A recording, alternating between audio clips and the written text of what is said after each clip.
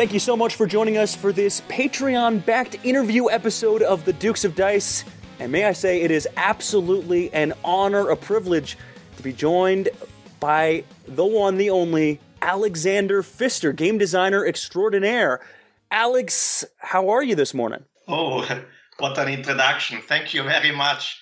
I'm fine, thank you. How are you? I'm doing pretty well. I think I could have gone more in depth with it, though. I mean, I could have referenced the multiple Spiel wins or counter Spiel wins, I should say, and just general praise for your games. For folks who don't know, though, what's sort of the Cliff Notes backstory for you?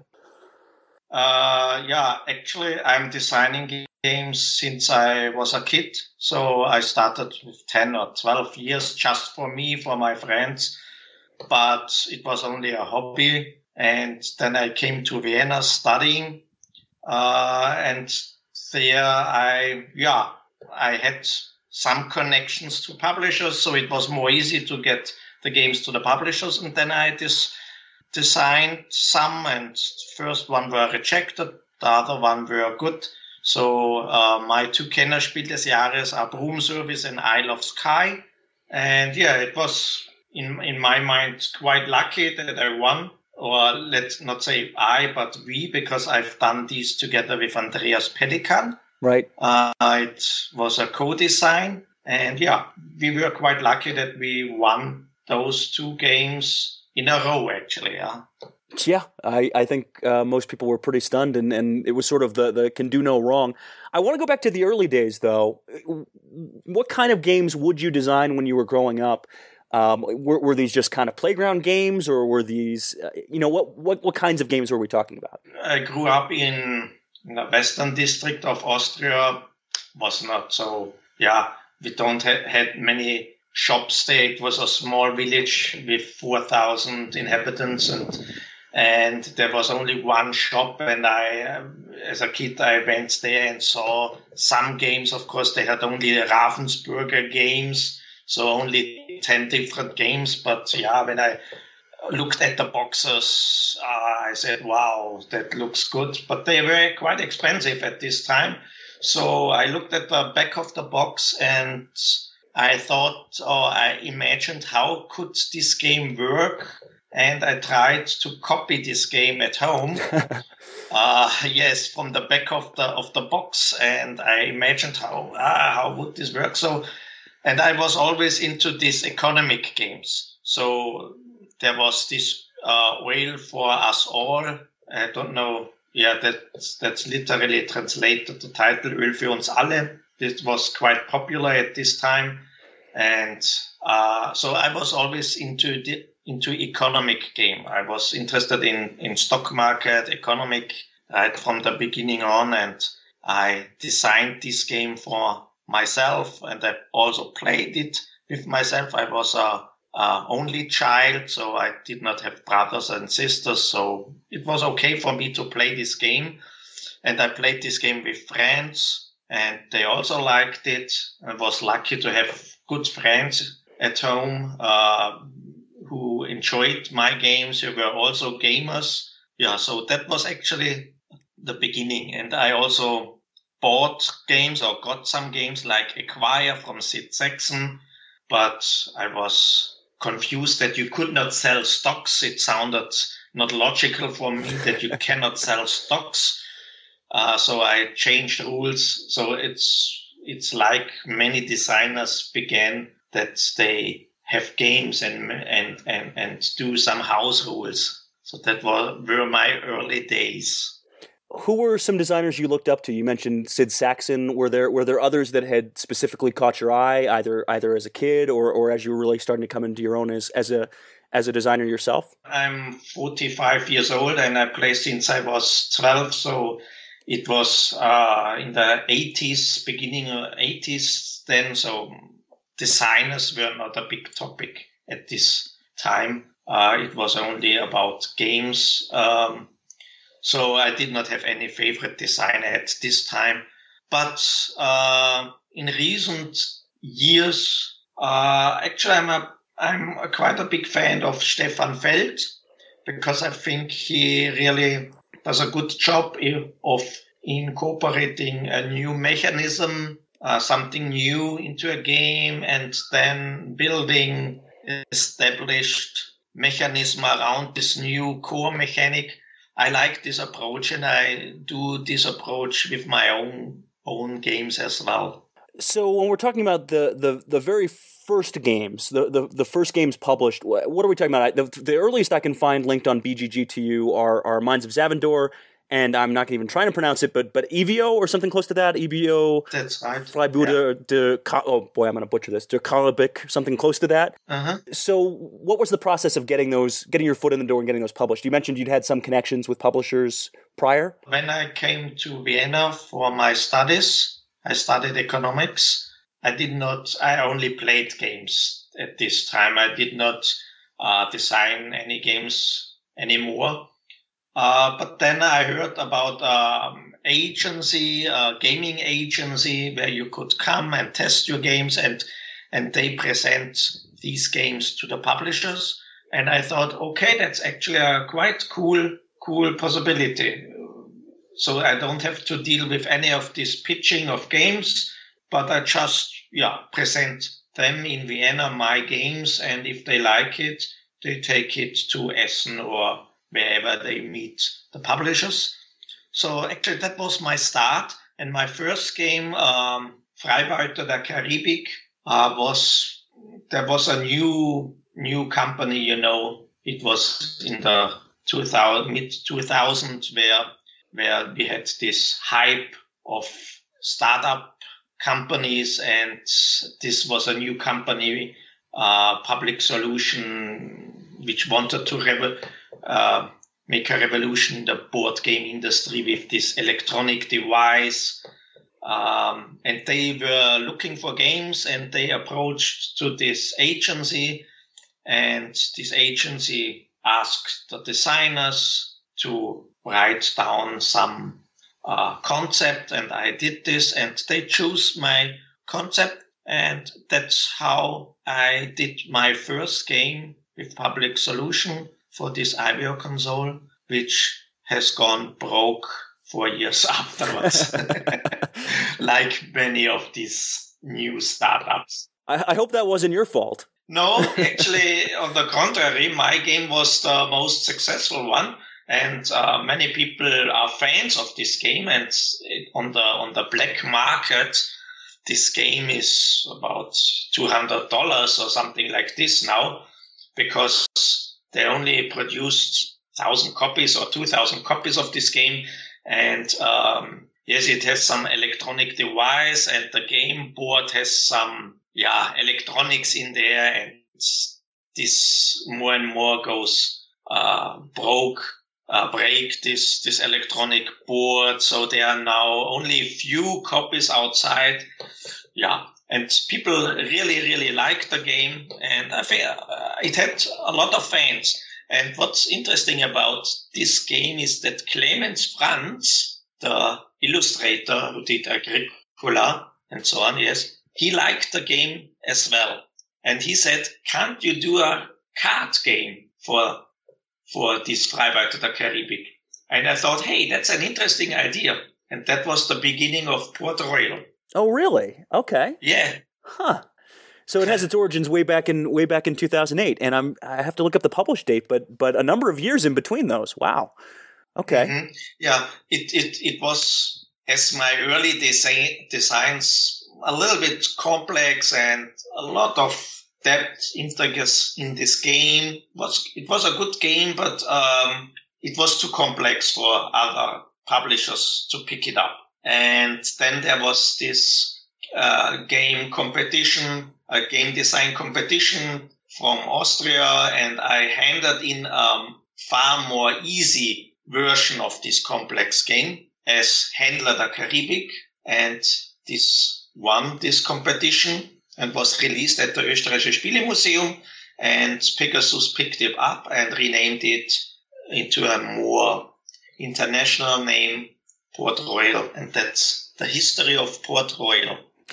I like that. So what were you doing at the time professionally? Because obviously off of one game in a contest, that's not going to make a living. What were you doing separately from game design at that time? Back in the mid-2000s, we're talking. Yeah, when I came to Vienna, I studied there, and after my studies, I worked at the university. So that was my day job at this time. So I think it should be 7 years or maybe even 10 years. I worked at the university as scientific assistant, something like this. And how long ago was it that you were? I'm assuming you're full time in game design now, right? Actually, I'm still doing some other stuff in the financial business, but as I'm self-employed there, so I can switch time from my semi hobby, or you are right, it's going more professional now as game designer and my other stuff, so I can switch time between those two activities. Yeah, and it really seems like, as you mentioned, in recent years, things have just really heated up. What do you credit to that? Because it seems like there's some space in the early years. It goes 2008, and then a couple years until you get another design, and a couple years, and then all of a sudden we go bang, bang, bang, Port Royal, oh my goods. We start seeing Broom Service, and it snowballs almost. What do you think caused that? Yeah, that's an interesting question, and I ask this question myself. Did I get better, or did the industry change, or did I have a good co-designer like Andreas Pelikan? So I think it's a little bit of all of these things. I think my designs were not so great at these days, at the early days. I was more mechanism focused. I had, more complex games. So this is one argument. Then, of course, with Andreas Pelikan, I had a fantastic relationship. We did two fantastic games like Broom Service and Isle of Skye. Then I pitched a game to Eckart Spiele. It's now called Mombasa, and at this time it was called Africa 1830, because I liked all these train games, 1830, these heavy stock economic games. I really loved them. So I designed a game playing in Africa where companies were founding trading posts, and the stock price of this company were depending on the number of trading posts, and they were fighting each other. So I was inspired by 1830 for this. And I showed this to Eckart Spiele, and it took 3 years where nothing happened, but they liked the game, but they did not go on with it. And then suddenly Victor Kobilke, a new editor, came into the company, and he had so much heart and energy for this game, and he worked so much on this game that at the end I suggested if he did not want to go on the box as co-designer, because many ideas were from him. So to keep it short, I had great help with this game, with Victor, and then the second game in Eckart Spiele with Great Western Trail also was edited by Victor, and he also put some ideas into this game. So at one point I thought, okay, maybe it's just the help from others which made my games so successful. But fortunately, I have games like Port Royal and Oh My Goods, which I did on my own. So it's also a little bit from my side that my games are successful at the moment. So this leads me to one of the questions that the Guild had for you. And this one came from Aaron Cassidy from the Boards Alive podcast. And he was curious. You have a lot of varying game weights. You just mentioned Mombasa, which on that 5-point BGG scale is a 3.86. It's the heaviest game you've ever designed, or at least that's been published. And on the later end, you have Broom Service, the card game, which is a 1.22. Port Royal's a 1.58. That's a pretty big spread for a designer. Is there a preferred weight of game for you that you like to design or think fits in your wheelhouse, or is that something that's not really as much of a factor for you as a designer? Broom Service, the card game, it was a wish from the publisher to have a card game, and and we presented the publisher 2 game ideas, a more complex one and this more stripped down easy card game. So they took the easy one. So it was not my decision to do an easy one, but I do also easy games. And if I have a game mechanism where I think it suits for the masses, for the casual gamers, I don't hesitate to do it. Maybe it's not a good idea because there's nothing like a brand where, like, for example, Uwe Rosenberg, who is known for his heavy games. So I have my light ones, I have my heavy ones.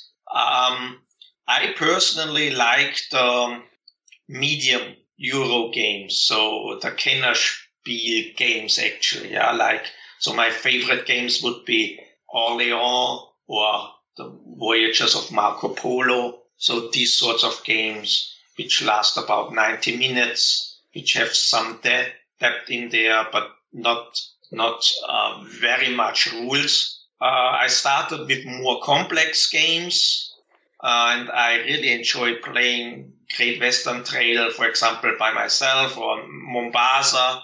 I really enjoy these games because if you know the game, they take 2 hours. That's fine. Yeah. So I would be in this strategy game corner.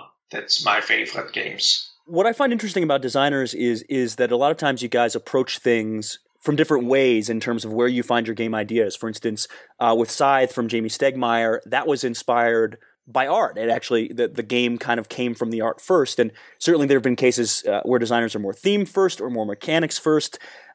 Where do you tend to find that your ideas come from? Do you have a theme that you gravitate towards?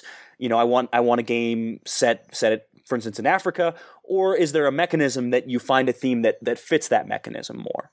Yeah, I'm from the mechanism.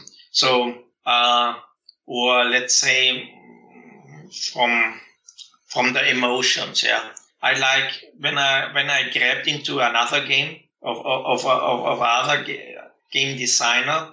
I think, wow, that's really cool, and I want to grab this pressure or emotion this other game creates, like Africa 1830. Now Mombasa was inspired by 1830, by these stock market games where so I come from the mechanism, but try to find a fitting theme quite fast. And actually, I don't think many of my games got a theme change by the publisher. So the theme was present quite early in the game. But I start with the mechanism, and if I start with my game, I try to make an easy prototype of a simple mechanism, maybe use game material from other games to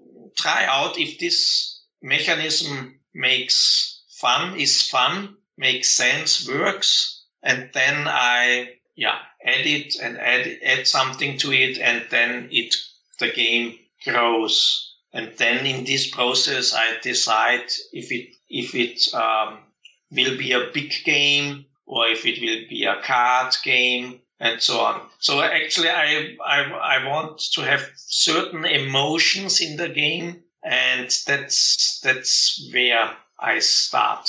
So one of the questions we got specifically came about the origins of Great Western Trail, which has certainly been a big hit over here.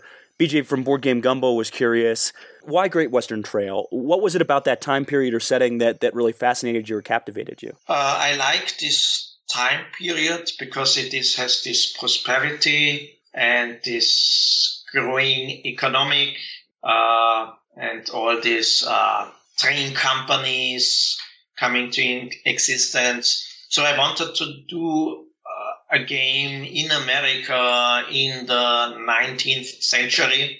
That was the start of my game theme, and I had this path where you walk around, where all people go and activate buildings, and you always start at the beginning again. And in the middle of the process, so at first there were gold mines and oil and Indians, but in the middle of the process, I was thinking if there was or maybe I got the feedback, if there's a more appropriate theme to this, going always back to the start. Why do you do this? And then I came up actually with herding cattle, and then I searched the internet and I found that there were these trails, one of them Great Western Trail. So then I made some research to this topic and I built in the cities. So at first, at the game board, there were the cities of the trail you visit. So the neutral buildings were actually cities with actual names, and the hazards were 3 rivers, Red, Mississippi, and I think Arkansas River. And so, that was actually the reason for this theme. I have to give you props because us here in New Mexico, we are the forgotten state, and you managed to squeeze in both Santa Fe and Albuquerque in there. So a lot of folks here were pretty stoked, and were worried that we would get passed over on the Great Western Trail. But we were happy to see both of those in there. Okay, great. I'm actually talking to you from the middle of that trail up here in Santa Fe. So that's 8 spots down, only a couple away from Albuquerque on the board. Yeah, if I look in the internet or maybe on Twitter, if somebody has posted something about the Great Western Trail, it's funny. I think 80% are about the game, but 20% nevertheless are really about people hiking the Great Western Trail or posting a photo of the Great Western Trail or something. And it's fun. And with Isle of Skye, it is the opposite. So if I search Isle of Skye, nobody posts something about the game, but everybody posts something about the fantastic island and the landscape and so on. So it's easy to find infos about Great Western Trail game than about the Isle of Skye game. Out of my own curiosity, I know we were talking a little bit before we started recording about travel. Have you ever actually been out anywhere on any of the stops on the Great Western Trail that are referenced in the game? No. Okay. Sorry, no. Any desire to? Maybe you can post some photos. I'll go look for signposts, see if I can find any cows walking around. Okay. Another question we got dealt with Andreas Pelikan. You mentioned as being a great partner, and obviously you guys teamed up for a couple of major awards in the Kenner Spiel, the Broom Service, Isle of Skye. What's that partnership like? How do you guys complement each other? Yeah, we both live in Vienna. We both test games, which everybody of us did on his own. And for example, with Broom Service, the predecessor is Witcher's Brew, and Andreas did this on his own. And the publisher approached him because in some countries, in some languages, this game was not available anymore, but it was not enough demand to produce a new print run. So the publisher asked Andreas, can you do a board game for me for this game? And Andreas tried, and I was only tester, but he was not happy with the game. So I approached him and asked him, let me do some suggestions. Let me work on this game on my own, and I show it to you. And if you like it, maybe we can do it in collaboration. And that's how we came up together. And I think we also have a similar way of thinking, so we don't have big argues or fights. I think maybe some people will think it's a disadvantage because we are so similar, but I think it helps in the design process. We did not have any that he does all the game idea or the testing and I do other stuff. So we did everything together. We made the prototype together. We did the playtesting together. We had the ideas together. So it was a 50-50 partnership where every one of us did all things related to this game. And regarding Isle of Skye, Andreas came up with an idea of a tile-laying game with different scoring methods each game. And he asked me if I could think of this game, if I would join him.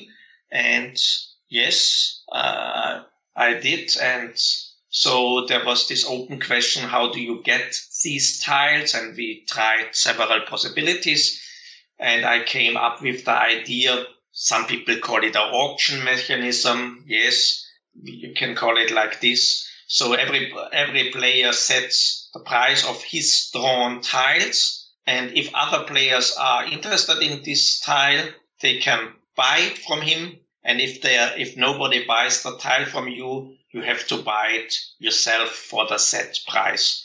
So that was my idea, and Andreas' idea was tile-laying game and different scoring methods. And I think altogether developed to a great game, which in the end even won the Kennerspiel des Jahres the second time in a row. We kind of danced around it a little bit, but I think for a lot of designers, that's especially over in Europe, that's the absolute dream, really the pinnacle to win that award and to win it twice. How did things change for you after you won that award? Was there more interest from publishers? Was it easier to get ideas through, or what really changed when you started winning some of those big awards? Yeah, I grew up with this award, with Spiel des Jahres. It is a very old and famous award here in Germany and Europe and now internationally. And yeah, this was always my dream to win this award. Although I have to say at the early days, there were only one award, Spiel des Jahres. Now it was split into even 3 awards, Kinderspiel, Kennerspiel and Spiel des Jahres. So game for families and game for gamers and for children. So I have not won the main category yet. So maybe this will come one day. But yes, things changed a lot with this award. Not with the first award, actually.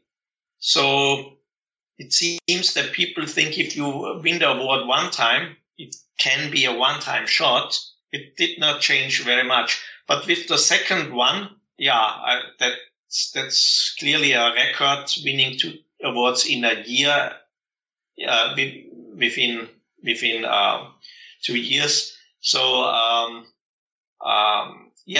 there was several companies approaching me if I have a game for them. But on the other hand, and I think that's good, nevertheless, games are rejected, and that's fine, because if they are not good enough for the publisher, it's good if they say, that's not good enough, this game, and we don't make it. So that's fine. So I'm independent. I show my games to several publishers, and if they want to do it, fine. And if not, they don't do it. So I'm happy that it did not change in this way that I say every crap for me is published. And I think I could sell more games to maybe smaller companies and more medicore games, but I don't want to do it. I try to keep up my high quality and take my time. And it's more important for me to make 1 game per year or 2 games per year where I really feel comfortable than selling just 5 games and making some money in the short run, and that's it. So yeah, I try to focus on two good games per year, 1 or 2 good games, and that's the way I want to do it, because I think there's so many games out there, and I know it by me. I want, if I play a game, I want to play a great game, a good game, a fantastic game, and I don't want to play a game which is just average. But of course, it's also in the eye of the gamer which game is good. So some people probably say this game is not so good. Also, my games are not so good, and other gamers say, okay, it's a fantastic. So it's not so general, but I have to be happy with my game. I have to be 100% sure about the game. I have to have the feeling that's a game which I would like to play all the time or a lot of times, and then I show it to the publisher, or then I want it to be released. You mentioned the Spiel just now as kind of being a goal still. Even having won a couple of Kenner Spiel awards, the Spiel is still a goal. Is that something you're trying to design towards? Try to have games of that weight that could fit more in that category? Yes, actually, my answer would be yes. It's my goal that people enjoy my games, that people really like it. And I want that actually many people like the game. So I would not be that happy if I have a game where 50 people say it's fantastic and it has a print run of, let's say, 200 copies, yeah. Or it is sold out very fast and not available anymore. I want people having fun with my games, and that's my main driving energy. So if I design a game where becomes Spiel des Jahres and gets 300,000 copies and many people say fantastic game, that would be great. That would be fantastic. The one game I wanted to ask you about, and this sort of stems off of a question from Steve O'Rourke, one of our big time guild members, and he was curious about what has you go back to previous designs. For instance, Broom Service was reimplementation of Witch's Brew. With Oh My Goods, you went back and you added a campaign storytelling mode, which I want to ask you a little bit more about in a bit. But just speaking more broadly, what has you go back to these previous games and design more in that space? Is it publisher demand oftentimes, or is it something where you'll get a spark of inspiration and see a need to go back in there and revamp things a bit? It's funny. I read on BGG that somebody posted Pfister is not fond of doing expansions. So this year, 2 expansions are coming for Port Royal and Oh My Goods. So, no, it's the publisher demand. If the publisher says, hey, we want an expansion for this game, I'm happy to do it. And I will read all the comments of the base game. What did people like? What did they not like that much? Is there anything I can repair with the expansion? So I'm quite neutral regarding expansions. I will do it if the publisher says there's a market for it, they can sell it, they want it, and otherwise it's not me who approaches the publisher and says let's do an expansion for it. With one exception, and this is Broom Service. Andreas and I did an expansion for Broom Service, and we showed it to the publisher, and it was actually a quite good expansion. But it seems that Alea itself is not so fond of doing expansion for games, and therefore, they said they won't do it, and now too much time has passed, so there won't be. I suppose there won't be an expansion for Broom Service. Maybe if in 10 years, if the game is not sold anymore by Alea and is out of the program, and another publisher will pick it up, maybe they ask, "Can you give us an expansion?" And we will happily do this. But it's the publisher who asks for expansions. Just out of curiosity, what would that expansion have done, or what will it do should it ever come to light? It added a new hard board on the left side, so there would be new possibilities there, and it would have added a new card. the builder card, and it would have added a story, because I really like if board games tell stories. You will ask the question probably regarding Oh My Goods and the expansion Aufruhr in Longstale or Revolt in Longstale. And I like this if a game tells stories, and I think Broom Service could really have told a story very well, because there are so fantastic characters in this game, yeah. And I would have liked to do this, but yeah, the publisher thought it would not sell that well, yeah. It would be about 5,000 copies or something like this for the expansion, and yeah, he did not want it to do it. Well, and let's get to that Oh My Goods expansion, because it felt out of left field, oddly enough, because Oh My Goods, it feels like a triumph of mechanics in so many ways. So did Port Royal, and so do so many of your other games. And from what you're talking about, you are a mechanics first designer. At least the mechanics are there first before other things sort of come into play. What's had you drift more towards stories? Because it does have you, in a good way, I think, feel like an anomaly, as a lot of Euro games don't seem to focus or value that side of things, that storytelling piece of things. I really like watching series on TV, so shows, and I like the story. I like if this show has a good story, and I think that games could tell more stories, and yeah, I like a good story. So I always wanted to make something in between telling a story and playing a game, but yeah, publishers were never interested in this. So publishers wanted to have games which can be played hundreds of times. Replayability was very important for them, although most games are played 1 or 2 times. So I think the market, of course, heavy gamers want to play it very often. Yes, I know, but the casual gamer plays a game 1, 2, 3, 4 times, or even 0 times. They just buy it and it is in the shelf.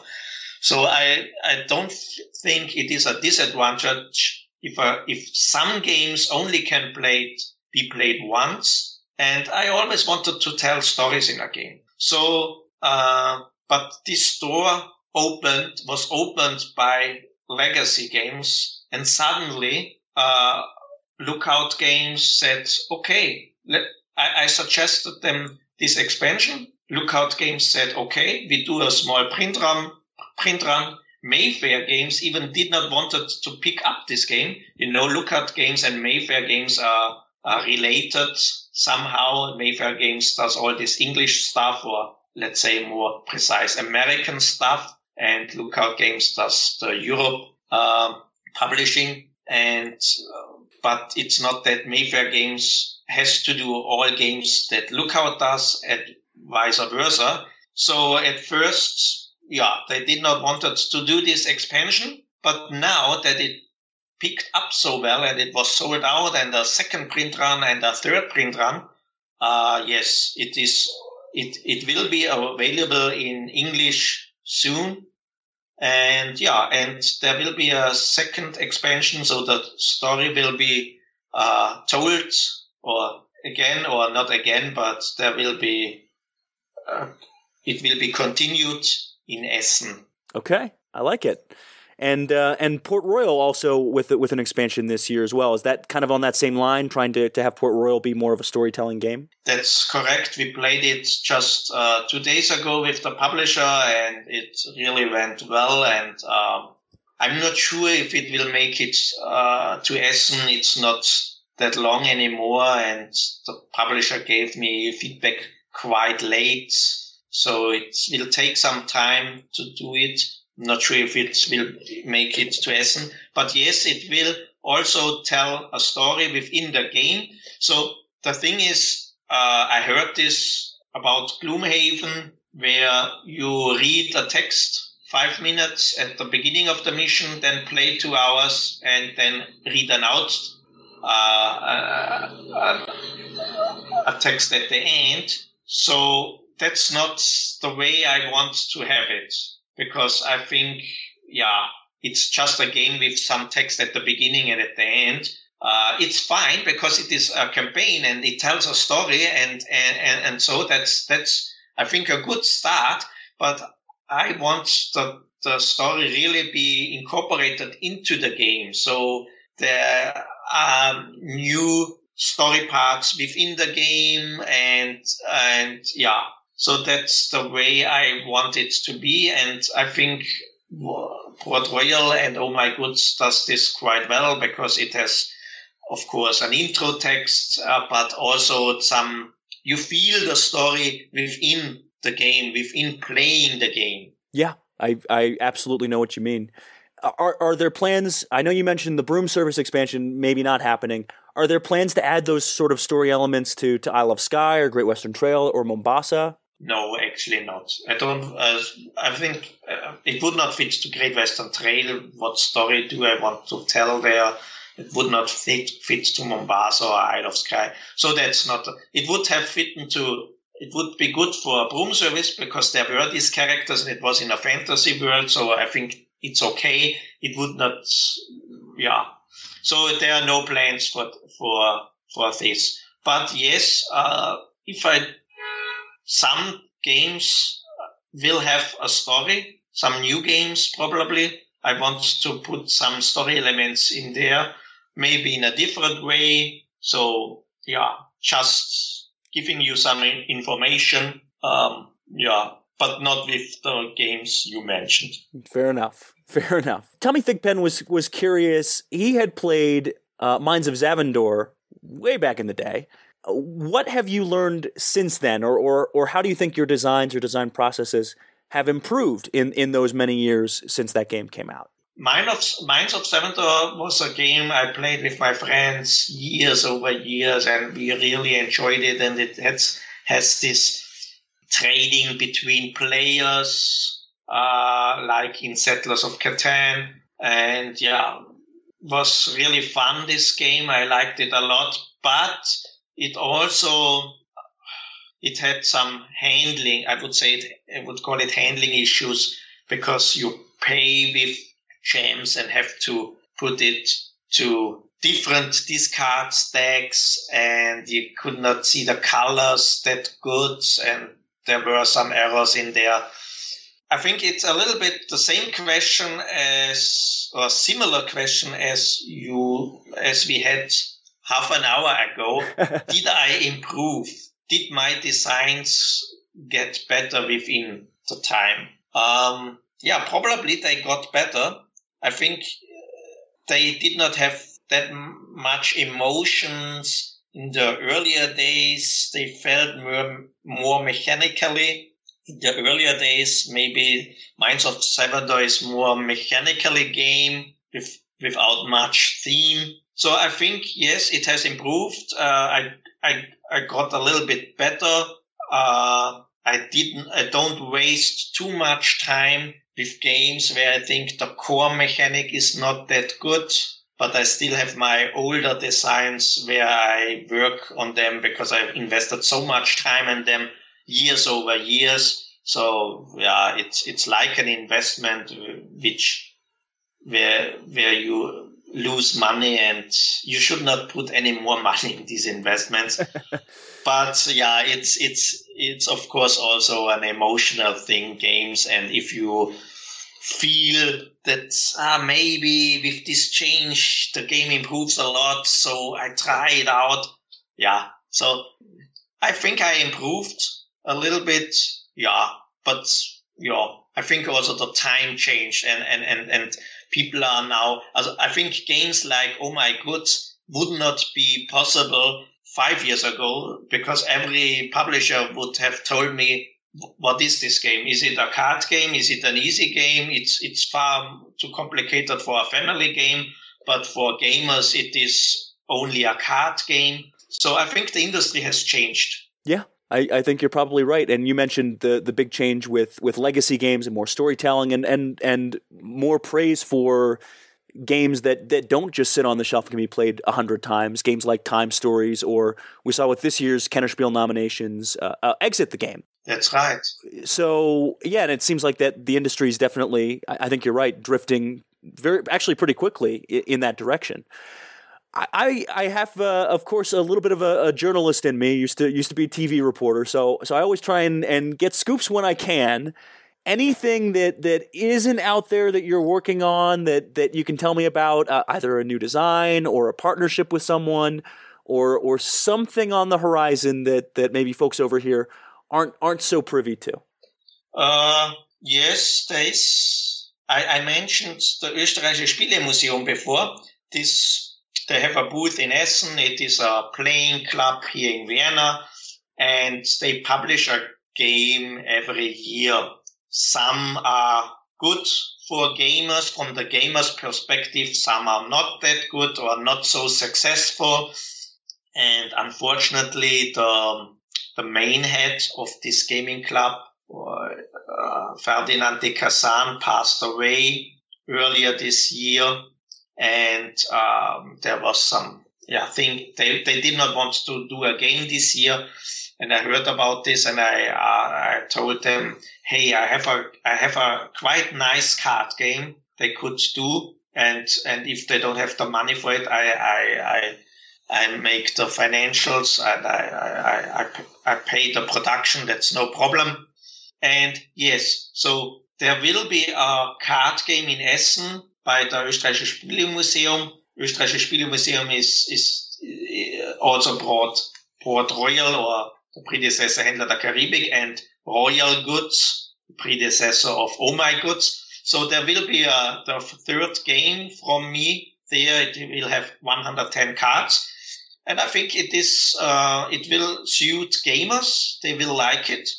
And there will be some copies available at the booth. So rush and pick it up. It won't be expensive, 10 euros, something like this, I think.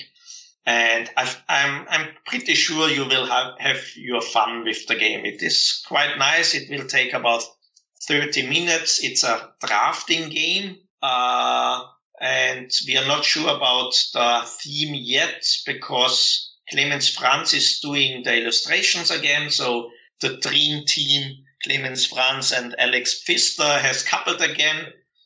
And so we will have, I think, a nice game there, and could be that Lookout Games will pick it up. So if you are not able to get it in Essen, if you're not in Essen, never mind. You will probably be able to pick it up from Lookout Games in the web shop or somehow. And even Mayfair will maybe produce it.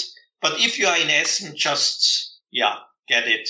And I'm sure you will be able to sell it if you don't like it. But for gamers, I think it's okay. I don't think that'll be a problem at all, given the name associated, and especially if it ends up being a fairly limited print run. So, okay, so possibility that one gets picked up for U.S. distribution. Anything you can tell me about it mechanically without giving too much away? It was first called Port of Spain, and it had a little bit the history of Port of Spain. I did some research.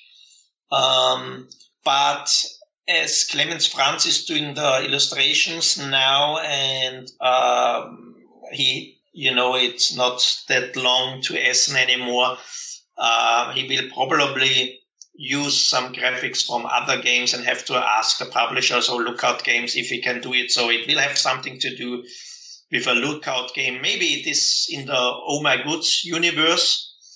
And mechanically, it is...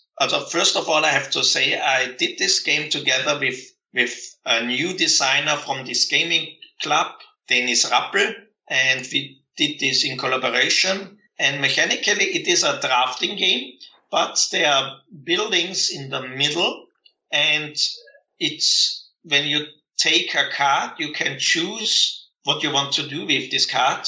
You can use it as worker, or you can build a card from the middle. And of course, like in all these drafting games, the cards you draft get worse and worse, because there are just not that many left anymore, and the player in front of you has taken cards. So, but the buildings in the middle also get worse and worse, because the best ones are picked up early. So you have this emotion I really want to play this card as worker because it's that good. But on the other hand, this building is so great. If I don't build it now, maybe another person will catch it or will take it. So this is this emotion. Do I play it as a worker or do I build this building with it? And it will take four rounds. And it takes about 30, 40 minutes. Yeah, it's not that difficult, but it still has a lot of depth in it. So yeah, I'm quite proud of this design. I think that's enough for any gamer listening to this who's a fan of yours, and I'm sure there's quite a few, to immediately either get their ears up, look at booking tickets to Essen, or probably just waiting frustratedly. I know I'm going to try and make it to Essen this year. I don't know if that's actually going to happen or not, but that's on my gamer bucket list. So I don't think I'm savvy enough to probably beat the rush and grab a copy, but I will feel envious of those who end up getting one. Oh, yeah, that's great. If you make it to Essen, maybe we can meet. I would absolutely love that. Final couple questions before I let you go, and thank you for being very generous with your time. For advice for new designers, for folks who are looking to break in, who maybe have a couple of ideas kicking around, what would be your top advice, or some top pieces of advice for them? First of all, this business or this hobby is very, very difficult. So as everybody can design games. Of course, many do, and the competition is very fierce, and your game really has to stand out so that you have chances to get it published. So, first of all, keep your expectations very, very low and start with designs. You do it for yourself and your friends, and set the goal that you have fun with the game, that the creation process is fun. So it's the way to create the game which should be the aim. So that would be my first advice. Yeah, do it for yourself. Do it to have fun and not expect that your first few games will get published. And the second one, of course, test it with people who tell their honest opinion. Not with your friends and family, or maybe your friends tell their honest opinion too.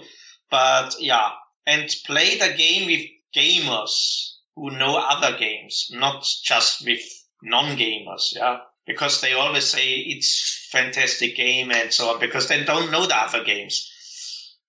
And try to focus on a special, great core mechanic, on a new core mechanic. You do have to know other games to be able to judge if this core mechanic is new and innovative. Because if you don't know other games, you don't know if this has happened before, if this if this adds something to the hobby. Yeah, take your time. It takes several years, and keep the expectations low. Do it for yourself. And I think then why not make your own games? It's fun. It's nice. So if you're picking from the games that you've designed, and I know these are like children, but if you had to pick a favorite child, either a child you're most proud of or the one that you still enjoy playing the most, what would that be? Which game? I would choose Port Royal, actually. Yeah, because I had so many great moments playing this game with other people. Yeah, for example, last year in Essen, we had a challenge. I was playing. Maybe you know this simultaneous chess plays where one player plays against yes, other people. Multiple tables at once, right? That's right. And we had this in Essen. I played with 3 people. Of course, it's not 20, but otherwise they had to wait too long. I played with 3 people, 1 versus 1, a duel situation, and I walked from one game to the next one and so on. So when it was my turn, I flipped the cards and I made my turn. Then I went away again, and when I came to the table, I saw the cards which were flipped by my opponent. and he said what he's doing. So we played this duel situation, and it was a blast. It was so fantastic, and we had so many great situations where the last card flip decides, and I win. If I don't flip a black ship, I will win it. And it is a black ship, and all the audience standing around, wow, a groan. And it's so emotionally and still has some thinking and depth to it. So I personally like this most, and it's also my best-selling game, and sells even increase in the third year. So there's so much mouth to mouth saying, or I don't know what the English word is, but is word of mouth. Yeah, I think is how we'd phrase that. But I think the point got across. Yeah. So it's still picking up the sales, and people really like it. And I think I heard that several people got into the hobby because of this game, because it's quite easy to understand. You just flip cards, and if you have two same color ships, it's over. So do I risk it or not? Do I stop now or not? But still it has these different characters, and you design your own crew, your ship members, and you have your replayability and say it next time I try it with sailors. So that's actually the design I'm most proud of, and I also play it now, and I really like it. And some people think it has a lot of luck. Yes, that's true on a high level, but up to this, until you get this high level, it has a lot of strategy in there and a lot of risk taking. It's maybe a little bit like poker, where you calculate your odds and do I flip another card or not? How are the odds? Is it, am I leading the game? Do I have to risk now or not? So I like it. And your favorite game of all time, if you had to pick one? I played Acquire the most. So I would say it's Acquire just from the perspective that this game, is, I played it since I was a kid with hundreds of times with my friends, and we always had such great time. And still now I would play it. It's still, we had some house rules, so that it became only one house rule actually, so that it became more strategically. But yes, that was a great time, and that would be my all-time favorite. So this year, final series question. This year, the streak will end. There will not be another Alexander Pfister, Andreas Pelikan, Kennerspiel winner. Who do you think is going to win this year when that award's announced in July? The Kennerspiel and if you have an opinion on the Spiel as well, who do you think has it? I think it will be the exit game because, I think it has. I think it's the exit game. It has various reasons for it. I think Terraforming Mars is on the high end. I think it's a fantastic success for the game to be nominated.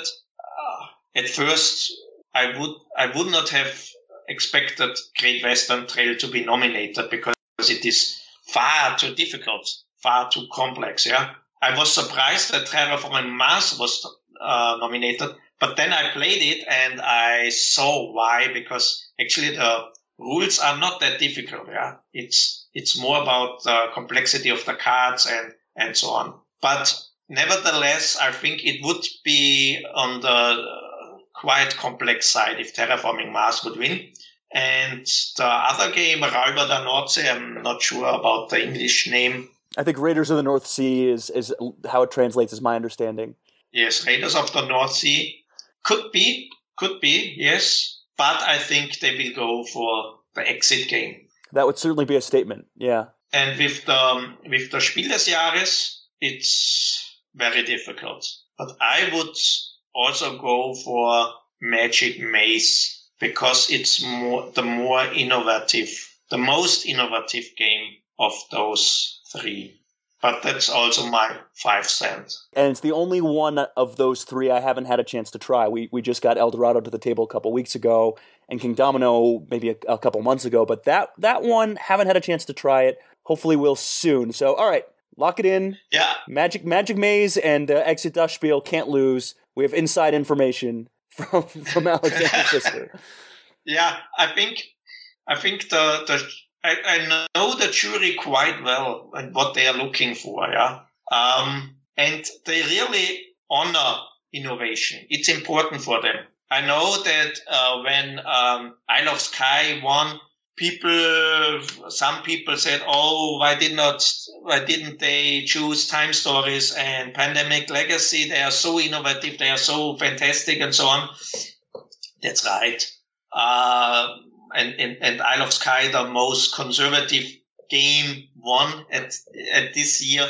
But I think it had several reasons, and what we don't know is that the jury, they play the game with the target audience. So it's not the gamers they play the game with, they play it with the target audience. And if the target audience, and if they find some flaws, for example, maybe in Pandemic Legacy, they open the wrong box, they don't know how to play it correctly, which is not an issue for any heavy gamer, but maybe for the target audience, okay. And or the rule book, they just give the game to the target audience and say, please look at the rule books and play it with the rule book, and we don't explain it. And if there are problems with this, then it won't win the prize, the award. And I think gamers don't see this part of the selection process. Yeah, they see it from the perspective, maybe the game has been explained to them. They have never read the rule book themselves. And so there are additional factors of the award. And that's also the reason why my opinion for this year is not that perfect, because could be that one of several of these factors play a role, and I did not analyze these games in depth. I think you have a more educated opinion than most would, though, to be fair. Thank you. Final question for you, and I ask this to every guest I have on this. If you could be any flavor of ice cream, which flavor would you be and why? Okay. I would choose lemon. And the reason for this is lemon is a popular mainstream flavor. So I would not yet choose something weird or special, because I think I'm not a weird guy, or I'm an ordinary guy who likes mainstream games. Maybe I know it's boring, but maybe I'm a mainstream ordinary guy. So I like lemon. I think this would fit to me. Okay. All right. Fair enough. Although I think a lot of people don't get such a sour taste in their mouths after playing your games, to be fair. Okay. Okay. Alexander Pfister, it has been an absolute pleasure. And if folks want to reach out to you, talk to you about any one of your games, or say hi, what's the best way for them to do so? I look up Twitter every day, so they can just write me a message there. I'm also on Facebook. That's fine too. And I look on BGG several times per day, so you can just write me a message there. I think that's also a good idea, because you're not limited to 140 letters. Yeah. Fair enough. Thank you so much for joining us. I really appreciate the time. Thank you very much for the interview, Alex.